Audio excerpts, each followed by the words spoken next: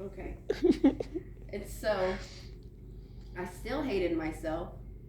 I still was on autopilot. I still was in zombie mode.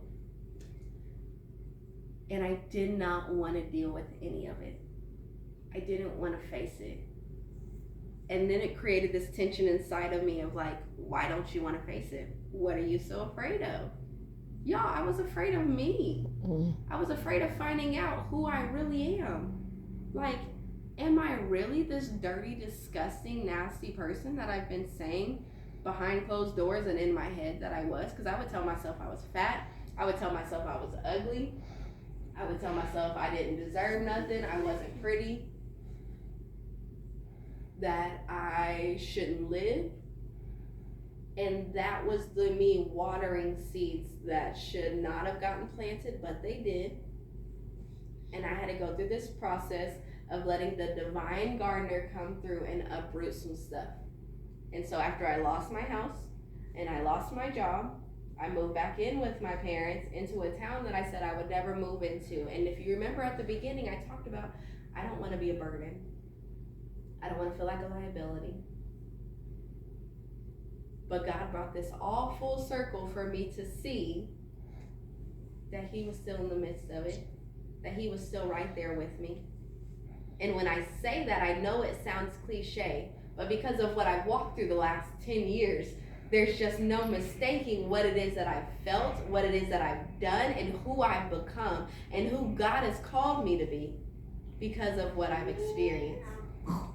But if it wasn't for my naivety and my gullibility, I would not have done some of the things that I did. But also if it wasn't for me reading my word and understanding the difference between being a Proverbs 5 woman, which we're going to read real quick, and a Proverbs 31 woman, and being the person in Psalms like David who did all types of crazy stuff, but he still had peace. By being a son of God, by being a daughter of God, the stuff that we have access to, the authority that we have. Because in a lot of my situations, I could have just taken authority, but I wasn't quite trained how to fight that way. And so sometimes when people go through something traumatic, say if they ever get jumped, they either hide and they're scared to do too much and get out of the house, or they go and they learn kung fu or jujitsu or something so that they can later defend themselves, which evolves into them defending others and helping others learn how to defend themselves. And that's what I believe I'm here for, is helping people learn how to defend themselves against things that we are tempted by and things that we crave. Because what I've learned throughout this whole process is that I wasn't the first person to suffer from masturbating and pornography addiction in my family. But I was the only one that actually spoke up about it. And I don't know their other processes, because some people do find it hard to be vulnerable and open and honest about it. But God has been able to give me a voice in a place and in a day that I never thought that I would. I was embarrassed by what I did. I didn't want to talk about it. I wanted God to give me a different testimony. But He gave me this one. And I can either fight it or I can embrace it. And this is my choice today, to get up here and choose to embrace it. And so in 2020, I gave my life back to Christ. In the Kingfisher pool, I got baptized, because those are the perks of having your dad as a pastor, to be like, hey, I just kind of want to get rededicated, so you want to make this happen? And he did it. And Daddy God came through and he did it.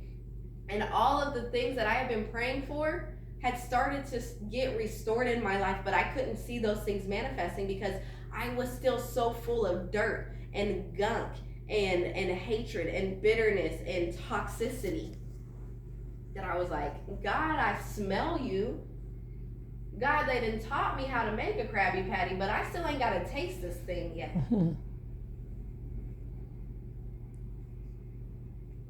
And so I gave my life to Christ. And y'all, the next day I went and had sex with somebody.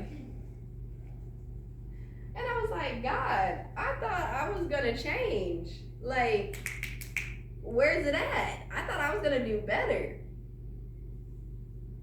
And then that next week, I had sex with someone again. And I was like, oh my goodness, I'm gonna die. I'm going to hell. Lord, protect my kids. I was so distraught by my actions because now I started getting convicted. Now I started to care about my body. I started to care about the things that I was putting on top of my body and inside of my body, and that I was consuming with my eyes, that I was saying out of my mouth, that I was listening to. I stopped listening to secular music because I recognized that the more I listened to it, the more I wanted to go to the club. I haven't been to the club in 3 years. After being the person that would go to the club almost every other weekend. Let me get somebody to say they're going to watch my kids, and guess where I'm going to end up? At the club downtown. And let me tell y'all something. I've exposed my kids to the Christian club. So I hope whenever they go into the worldly club, they're like, this ain't even fun. I don't even want to be here. Like, what do they talk about? This music, it don't even make no sense. Because telling people to shake something and suck something and eat on something and do something, it just ain't really right. Especially with the wrong people.